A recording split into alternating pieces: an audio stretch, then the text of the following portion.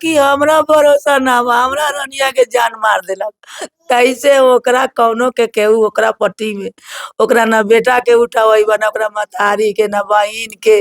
आज हमरा बेटी के जान मार के भीग देलक। हम आपको वो रास्ता दिखा रहे हैं जिस रास्ते से बिटिया को उठा के ले जाया गया है।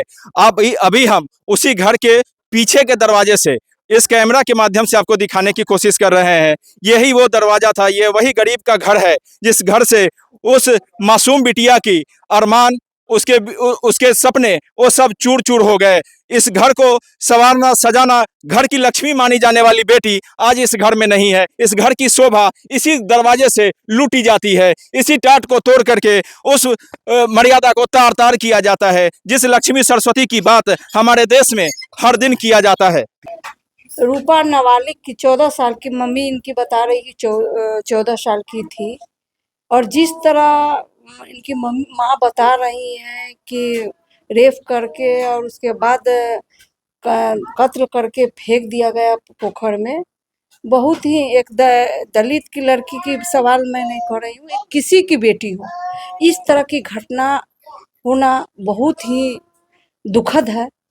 और 4 दिन हो गया प्रशासन सोई हुई है, ये कहीं से उचित नहीं है। कड़ी से कड़ी एक्शन लेनी पड़ना चाहिए प्रशासन को।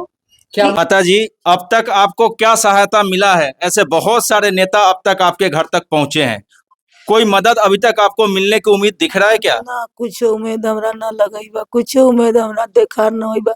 सर लोग आवलन रहलन, उ लोग के जे बुझाल है कह के लोग जालन। थाना लोग के हम कहला दोष लगई, उ लोग आवई है जाई है, जे बुझाई थी से लोग कहई है।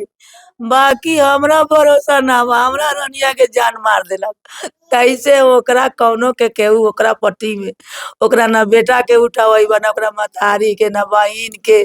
आज हमरा बेटी के जान मार के भीग देलक। आपकी बउआ के जान, सबकी बउआ है।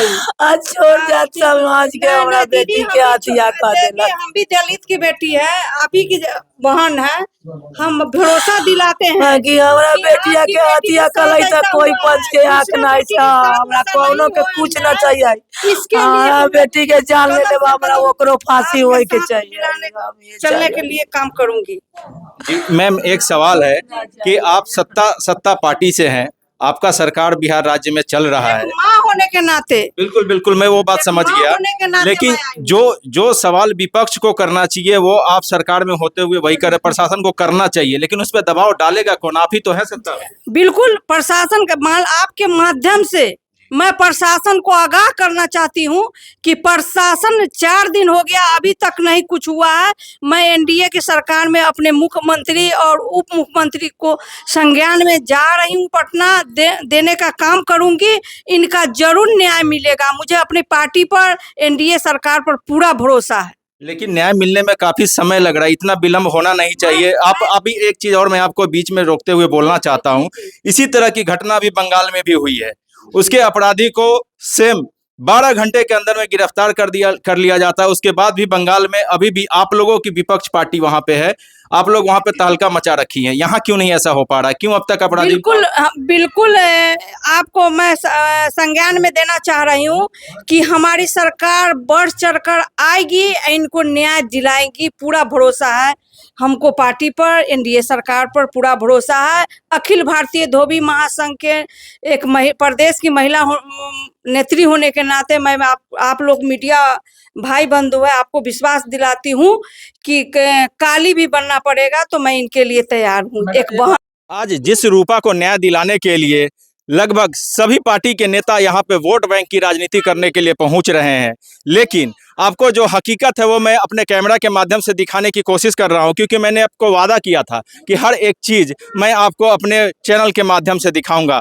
आप जो घर का बाहरी क्षेत्र है, एक पर्दा के रूप में एक दीवार का घर बना हुआ है, एक रूम का कमरा और एक छोटा सा बरामदा, लेकिन जो पीछे की हालत है, जिस आर्थिक मदद की बात बार बार उठाई जा रही है, वो इस घर की वजह से है। अगर आप हमारे साथ कैमरा के साथ अगर आगे बढ़ते हैं तो आप घर का खस्ता हालत देख सकते हैं, किस रूप में ये घर है और उस लड़की को क्यों उठा के ले जाया गया और कैसे आसानी से वो दरिंदा उस बेटी को यहाँ से लेके चला जाता है, इसका सीधा प्रमाण है कि ये फूस का घर था, एक झोपड़ी का घर था, जो एक लात मार करके वो सामने जो दिख रहा टाट है आपको, वो उसी टाट के रास्ते से उसको तोड़ करके वो दरिंदा उस मासूम बेटी को यहाँ से लेके चला जाता है।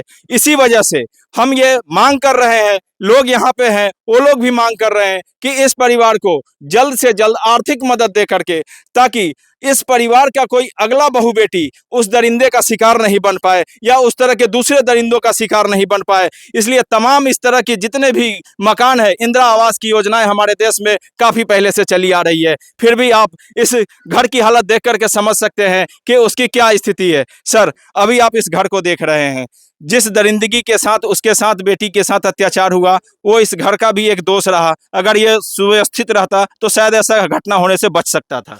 बिल्कुल आपकी बात सही है। आज ले जो 35 साल से चाचा भतीजा का सरकार चला, इन्होंने कभी सोचा नहीं जो दलितों का कल्याण हो, कोई ऐसा स्कीम नहीं चलाए जो दलितों मजबूत हो।